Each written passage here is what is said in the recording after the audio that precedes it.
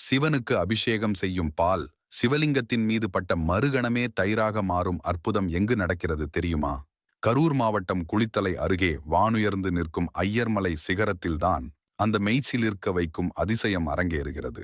இங்குதான் அருள்மிகு ரத்தினகிரீஸ்வரர் சுயம்பு மூர்த்தியாக எழுந்தருளி பக்தர்களின் குறைகளை தீர்க்கும் காக்கும் தெய்வமாக அருள் பாலிக்கிறார். இந்த மலைக்கோயிலை அடைவது ஒரு கடும் தவத்திற்கு ஒப்பானது.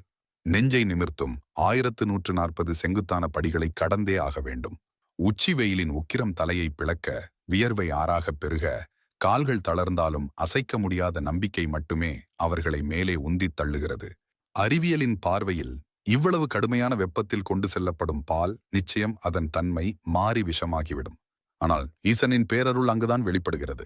மலை உச்சியை அடைந்து அவர்கள் பால் குடத்தை இறக்கும் பொழுது அந்த பால் ஒரு துளி கூட கெட்டுப்போகாமல் புத்தம் புதிதாக இருக்கிறது. இதற்கு பிறகு அர்ச்சகர்கள் அந்த பாலை எடுத்து சிவலிங்கத்தின் மீது தாரையாக ஊற்றி அபிஷேகம் செய்ய, அப்பொழுதுதான் அந்த விண்ணதிரும் பேரதிசயம் நிகழ்கிறது. சிவலிங்கத்தின் மீது பட்ட மறுகணமே திரவமாக இருந்த பால் வெண்ணெய் போல திரண்டு புத்தம் புதிய தயிராக உருமாறுகிறது. இந்த அற்புதத்தை தங்கள் கண்களால் காணும் பக்தர்கள் பக்தி பரவசத்தில் மூழ்கி கண்ணீர் மல்க ஈசனை வணங்குகிறார்கள். தீராத நோய்களையும் தீர்க்கும் மாமருந்தாக இந்த அதிசய தயிர் விளங்குகிறது. இதை பிரசாதமாக உண்டால் எப்பேற்பட்ட கொடிய வினைகளும் விலகி ஓடும்